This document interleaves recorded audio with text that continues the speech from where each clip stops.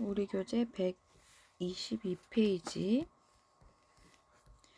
영양 섭취 기준에 대한 부분을 살펴보면 건강한 식생활을 위해서 다양한 식품을 적당한 양으로 섭취하고 영양의 균형을 이루는 부분이 필요한데요. 영양소는 체내에서 다양한 역할을 하므로 부족하거나 과다 섭취하게 되면 영양의 불균형이 생겨 건강 문제나 질환을 이야기하게 됩니다. 그래서 올바른 식생활에 도움이 되는 영양소 섭취 기준과 식사 구성을 알아보면은요. 한국인의 영양소 섭취 기준이라는 게 있는데요. 영양소 섭취 기준이라는 게 대부분의 사람들이 건강을 최적의 상태로 유지하는 데 필요한 영양소 섭취 수준을 의미합니다. 한국인 영양소 섭취 기준은 만성질환이나 영양소 과다 섭취 예방 등을 고려하여 한국인에 요구되는 평균 필요량, 권장 섭취량, 충분 섭취량, 상한 섭취량 등의 여러 수준의 섭취 기준을 제시하고 있습니다. 과학적인 근거가 있을 경우 평균 필요량과 권장 섭취량을 제정하고 근거가 충분하지 않으면 충분 섭취량을 설정하며 과잉 섭취로 인한 유해 영향의 근거가 있는 경우 상한 섭취량을 제시하게 됩니다.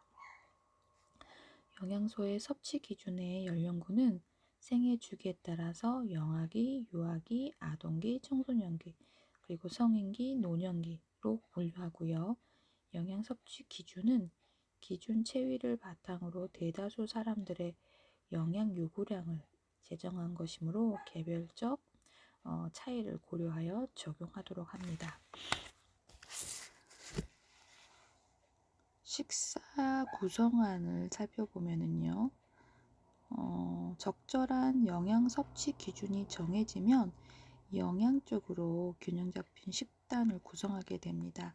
식사 구성을 계획할 때는 개인별 차이를 고려하되 에너지, 비타민, 무기질, 식이섬유, 필요량이 100%를 충족하고 탄수화물, 단백질, 지방의 에너지 비율은 각각 50에서 65%, 7에서 20%, 15에서 30% 정도를 유지하도록 구성합니다. 소금은 하루 5g 이하, 설탕이나 물엿과 같은 첨가당은 되도록 적게 섭취하도록 계획을 하게 됩니다. 식품 구성 자전거는 우리가 주로 먹는 식품을 종류와 영양소, 기능에 따라 비슷한 것끼리 6가지 식품군으로 구성하여 자전거 바퀴 모양의 섭취 횟수를 배분한 식품 모형이고요. 식품 구성 자전거를 살펴보면 곡류는 매일 2회에서 4회, 고기, 생선, 달걀, 콩류는 매일 3에서 4회, 채소류는 매 끼니 2가지 이상, 과일은 매일 1개에서 2개, 우유, 유제품은 매일 1잔에서 2잔을 섭취하고 유지 당류는 조리 시 소량 사용하도록 권장하게 됩니다.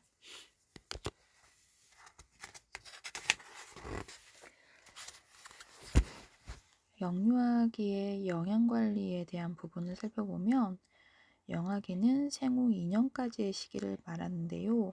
급속한 신체 성장과 두뇌 발달이 이루어지므로 적절한 영양 공급이 매우 중요합니다. 영아는 단위 체중당 체표면적이고 크고 활동량이 많아 성인의 2배에서 3배 수준의 에너지를 필요로 합니다. 또한 생후 1년 동안 단백질 요구량이 일생 중 가장 높은데 신체 조직의 성장과 대사물질 합성 등에 의해서 단백질이 사용되기 때문입니다. 영아기의 소화와 흡수 기능이 미숙하고 면역력이 약하므로 균형 있는 영양 공급과 위생 관리에 주의를 기울여야 할 것입니다. 영아를 위한 수유에 가장 중요한 게 모유 수유가 있는데요. 모유는 영아에게 필요한 모든 영양소를 포함하고 있어 영아의 성장과 발달에 가장 좋은 식품입니다. 모유에는 유당, 필수 지방산, 타우린 등 뇌 발달에 도움이 되는 단백질이 포함되어 있고요. 소화가 쉽고 세균감을 막아주는 면역 물질이 풍부하게 들어 있습니다. 이러한 모유의 장점으로 인해 세계보건기구에서는 생후 2년간 모유를 먹이도록 권장하고 있습니다. 모유 소유 시간은 15에서 20분이 적당하고 수유 간격 및 횟수는 영아의 요구에 따라서 융통성 있게 조절하게 됩니다. 신생아의 경우 두세 시간의 간격, 1에서 3개월 영아의 경우 3시간, 그 이후는 4시간 간격으로 조절하도록 권장하고 수면 중에는 수유하지 않게 됩니다. 그래서 모유 수유의 장점은 영아 측면과 어머니의 측면으로 구분해서 설명을 하면 영아의 측면은 성장, 발달에 이상적인 영향을 제공하는 부분이고 각종 감염병 질환을 예방하고 뇌의 발달을 증진하고 알레르기 예방, 턱 근육과 치아 발육을 촉진하고 심리적 안정과 정서적 발달을 증진하게 됩니다. 엄마 입장에서는 빠른 산후 회복, 산모의 자신감을 증진하고 그렇지 않던데 모유 수유를 하고 나면 뭐 엄마와 아이의 유대감이 좋다라고는 하지만 이제 뭐 사이즈가 작아져서 되게 소심해진다라는 이야기들도 하기도 합니다. 그렇지만 모유 수유를 함으로써 아이와의 그 라포, 스킨십, 정서적인 유대감 이런 부분에 대해서 그 모성을 굉장히 강화시키는 그런 부분에 대해서는 굉장히 자신감을 증진시킬 수 있다고 봅니다. 본래 체중으로의 회복이 용이하고요. 유방암을 예방하고 출산 우울증을 예방, 자연적인 피임이 된다고 합니다. 그런 것도 있네요. 경제적이고 간편하다라는 부분입니다. 우리 교사 중에도 출산 휴가를 다녀와서 이제 복직을 하게 되면 유축기 같은 걸 가져와서 젖이 불면 그거를 이제 휴게식 공간에 가서 우유를 좀 보관할 수 있는 팩에다가 선생님들이 하는 부분들이 있었는데요. 그래서 경제적이고 간편하다 했는데 그렇게 간편하진 않은 것 같습니다. 인공 영양에 대한 부분을 살펴보면 여러 가지 이유로 모유수가 가능하지 않을 경우 시판되는 조제유를 사용하여 인공 영양을 제공합니다. 그래서 조제유는 모유 성분과 거의 유사하게 만들어졌으나 아무래도 모유보다는 면역 효과가 아무래도 적을 수밖에 없겠죠. 그래서 인공수유 전에는 손을 깨끗이 씻고 반드시 끓여서 식힌 물을 사용하여 먹이기 직전에 적정 농도를 조제한다라는 부분이고요. 손목 안쪽에 2, 3방울 떨어뜨려 적당한 온도인지를 확인하고 편안하고 안전된 자세로 영아를 안고 먹입니다. 수유가 끝나면 트림을 시키고 먹다가 남은 우유는 상하기 쉬우므로 버리도록 합니다. 수유의 횟수와 분량은 영아의 요구에 따라 조절하여 제공하되 조제유는 모유에 비해 체내에서 소화 흡수된 시간이 더 걸리므로 상대적으로 수유 횟수를 줄여야 한다는 것입니다. 유유기의 영향을 살펴보면 영아가 4에서 6개월이 되면 성장과 발달에 필요한 에너지와 영양소를 보충하기 위해서 고형식 또는 고형식으로 전환되는 이유식을 도입하게 됩니다. 이유식은 영아의 체중이 출생 시 2배가 될 때 시작하도록 권장을 합니다. 일반적으로 곡물, 과일, 야채, 고기의 순으로 첨가를 해줍니다. 이유식은 영아의 성장에 따른 영양 요구량을 충족하고 씹고 삼킬 수 있는 능력, 소화 능력, 식습관 지도 등을 고려하여 순차적으로 진행하게 됩니다. 영아가 공복감을 느낄 때 이유식을 먼저 주고 모유나 우유를 먹이도록 합니다. 영아기는 면역 기능이 미숙하므로 알레르기를 발생시킬 수 있는 식품들, 복숭아, 딸기, 토마토, 땅콩, 달걀, 육류, 등푸른 생선 등 알레르기를 발생시킬 수 있는 식품들인데요. 처음 줄 때는 소량의 경과를 보면서 제공을 하게 됩니다. 꿀은 영아 보툴리누스 중독을 일으킬 수 있으므로 1세 이전에는 주지 않습니다. 영아기가 됐을 때 피해야 할 음식들이 있는데요. 생후 1세 전에 주지 않아야 하는 음식으로는 생우유, 꿀, 콘, 시럽. 그 다음에 2세 전에 주지 않아야 하는 음식은 포도와 초콜릿. 생후 3세 전에 주지 않아야 하는 음식은 땅콩과 건포도.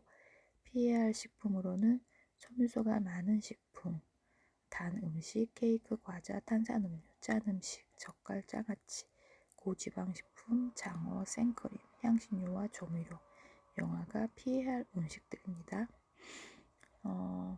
유아기의 영양관리를 살펴보면요.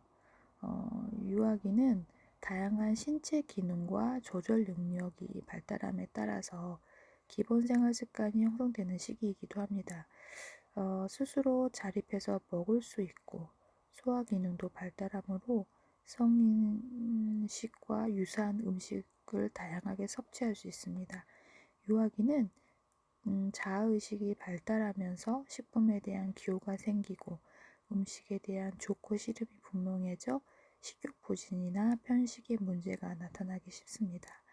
유아기에 형성된 식습관은 일생 동안 영향을 미치게 되므로 건강한 성장을 돕는 식단 구성과 적절한 식생활 지도가 이루어져야 합니다.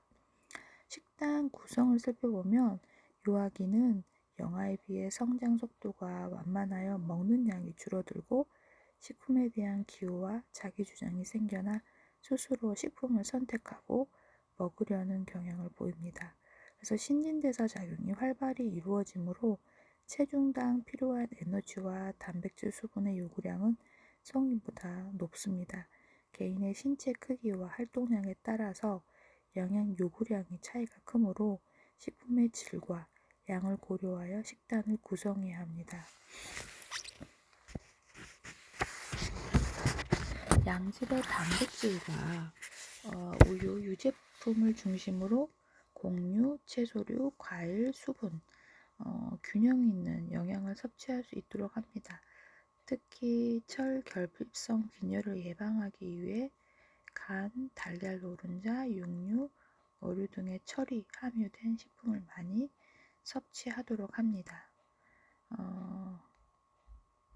유아를 위한 식단에 대한 구성으로 아동 영양학이라는 체계에서 출처를 가지고 왔는데요.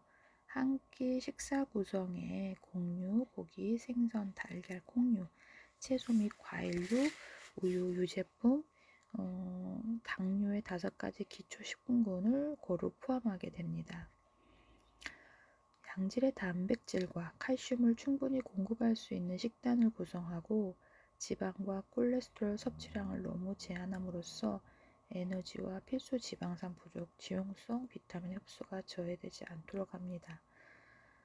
육류는 철, 아연, 비타민, 좋은 근본이 되므로 정기적으로 섭취할 수 있도록 합니다. 신선한 채소와 과일은 비타민과 무기질에 가장 좋은 식품이므로 매일 적어도 4회분 이상의 충분히 포함할 수 있도록 세팅을 합니다. 우유, 유제품, 칼슘, 단백질에 좋은 식품이므로 반드시 포함하고 매일 2컵 이상의 우유를 마시도록 유아에게 권장합니다. 치아의 건강을 위해서 설탕 섭취는 가능한 한 제한하고요. 유아는 동일한 음식과 조리법에 쉽게 실증을 느끼기 때문에 소식, 식욕부진, 편식의 영양 문제가 초래되기 쉬우므로 다양한 조리법을 개발하는 부분을 유아를 위한 식단에 대한 구성이었고요. 유아의 간식을 살펴보면 유아들의 위의 용량이 적어서 한 번에 섭취할 수 있는 음식의 양이 적으므로 1일 3회의 식사만으로는 필요한 영양 요구량을 채우기가 어렵습니다. 활동량이 많아서 쉽게 지치므로 하루 3끼 식사 외에 2, 3회 간식을 제공하고 유아 초기에는 오전과 오후에 각 한 번씩 간식을 주게 됩니다. 유아 후기에는 5일에 한 번 간식을 주도록 합니다. 그래서 유아의 간식으로 적절한 식품은 수분을 충분히 공급해 줄 수 있고 비타민과 무기질이 풍부하며 신선한 계절식품을 선택하게 됩니다. 시각적, 미각적으로 만족감을 줄 수 있고 소화가 용이하여 정규 식사에 영향을 주지 않는 식품이어야 합니다. 반면에 인공 감미료나 방부제 등 첨가물이 많이 들어간 것, 자극적인 음식, 탄산 음료 등은 가능한 한 간식으로 제공하지 않는 것이 좋습니다.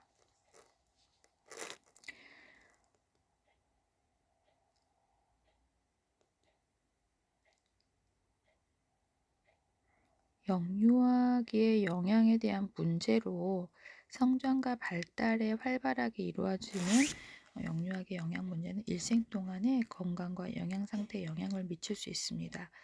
영유아기에 흔히 발생하는 영양과 관련한 문제들을 알아보고 적절한 대처를 위한 지도 방안에 대한 파트가 이 파트인데요. 첫 번째로 식욕부진을 살펴보겠습니다. 식욕부진은 음식물을 먹고자 하는 욕구가 감소하거나 없어진 상태를 말합니다. 유아기에 접어들면 영아기에 비해 성장 속도가 완만해지면서 식욕이 감소하는 현상이 나타날 수 있습니다.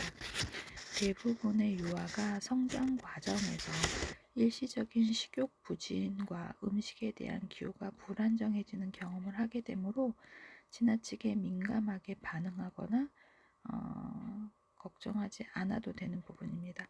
그러나 식욕부진 증상이 지속되면 성장 지연과 편식의 원인이 되므로 적절하게 지도해 주어야 합니다.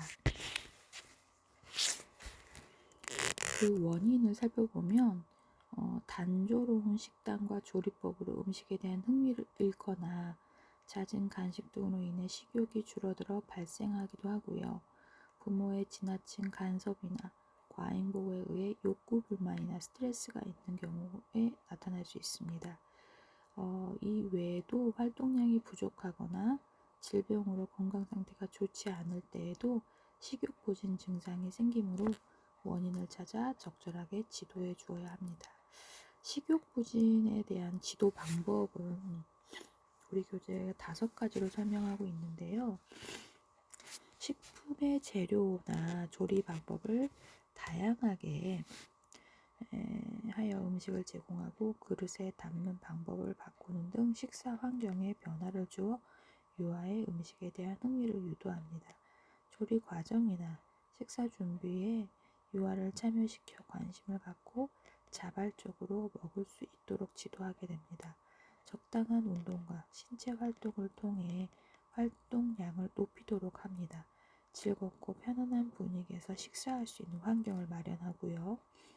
1회 식사 시간은 20에서 30분으로 제한하고 식사와 시간 간격을 두고 간식을 제공하여 공복감을 유지하도록 합니다.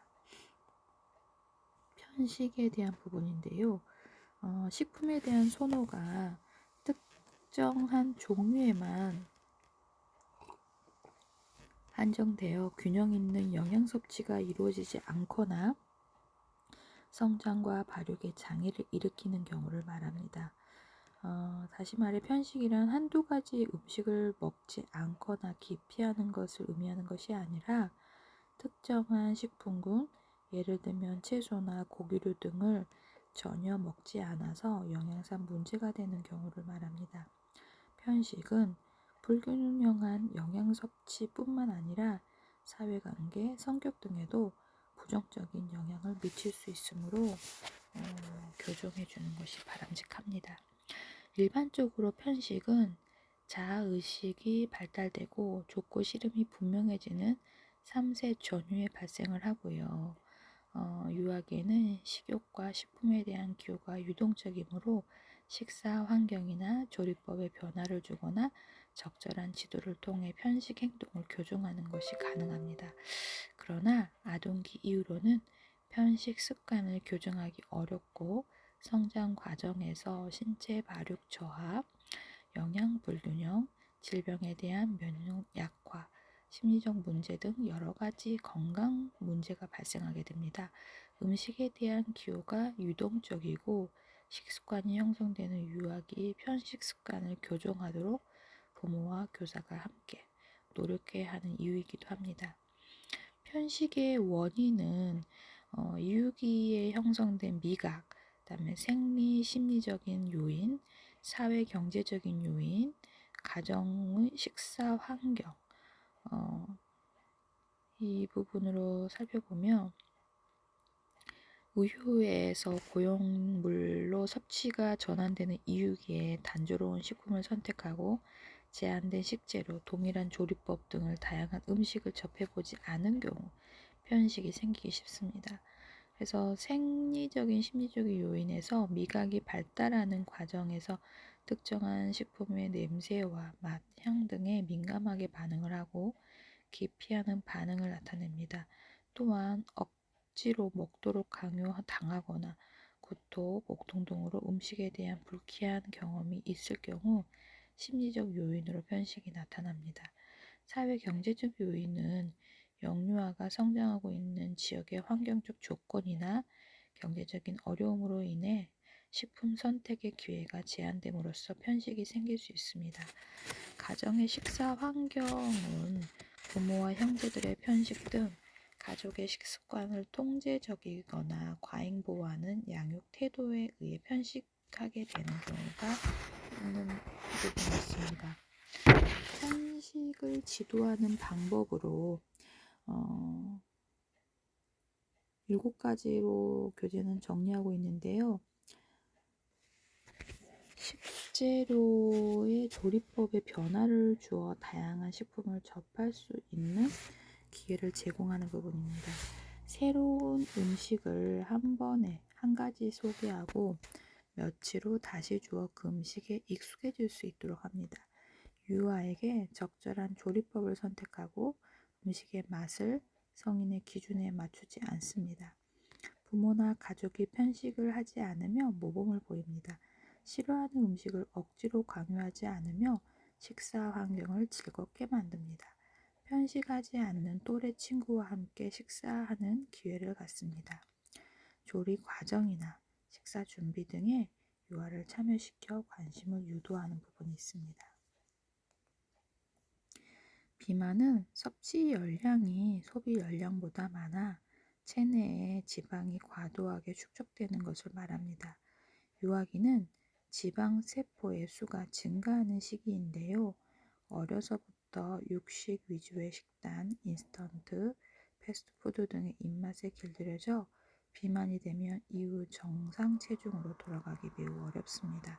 특히 소아 비만의 경우 성인기 비만으로 이루어질 가능성이 높고요.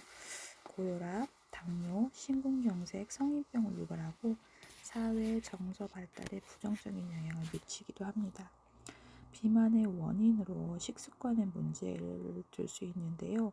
식습관적인 과식으로 인해서 과잉 에너지가 생기는 경우 비만이 생기기 쉽습니다. 당류의 섭취가 많고 기름진 음식이나 과자류, 고열량 음식을 좋아하는 식습관은 열량 과다로 체중이 증가하는 원인을 제공하게 됩니다. 생활 습관의 요인으로 TV 시청, 컴퓨터 게임, 정적인 활동을 주로 하는 운동량이 부족할 경우 에너지를 소비할 수 있는 기회를 줄여서 비만이 발생하기도 쉽습니다. 그래서 유전적인 요인으로 살펴보면 부모 모두 비만이거나 한쪽 부모가 비만일 경우 자녀가 비만이 될 가능성이 높습니다. 그래서 얼마 전에 뽀식이 딸인 그 친구 이름은 기억이 안 나지만 그 1호가 될 순 없어 코미디언 부부들이 나와서 하는 프로그램에 그 이용식 부부의 딸과 남자 그 코미디언 이름을 모르겠네요.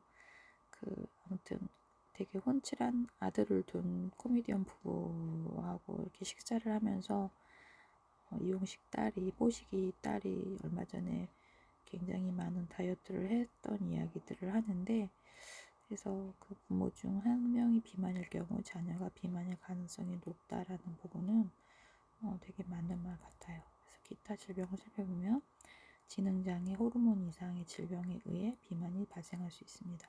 제가 호르몬에 좀 이상이 와서 아침마다 신지로이드라는 호르몬 약을 먹는데 이제 갑상선 기능 저하 때문에 호르몬을 이제 외부적으로 보완을 하는 부분이 밸런스를 맞춰주는 거죠. 그래서 작년부터 다이어트를 해서 지금 13, 4kg를 뺐거든요. 앞으로도 좀 더 빼야 되는 부분이 있지만, 그래서 운동을 열심히 해도 좀 몸이 더 붓고 그러는데 호르몬 약을 통해서 밸런스를 맞추니까 살이 좀 빠지는 부분이 있어요. 그래서 이 호르몬이라는 게 굉장히 지금 여러분 나이에는 이 호르몬의 이상을 느끼지 못하는 시기이긴 하지만 그래도 이런 이렇게 몸에서 작용하는 여러 가지 상황에 대한 부분이 결국은 비만으로 연결될 수 있다라는 부분을 기억해 놓으시면 좋을 것 같습니다. 비만의 정도를 살펴보면은요, 영유아기 비만 측정은 성별에 따른 신장별 표준 체중과 비교를 할 수 있습니다. 그래서 유아의 체중, 표준 체중이 120% 이상일 경우 비만으로 판정을 하게 됩니다.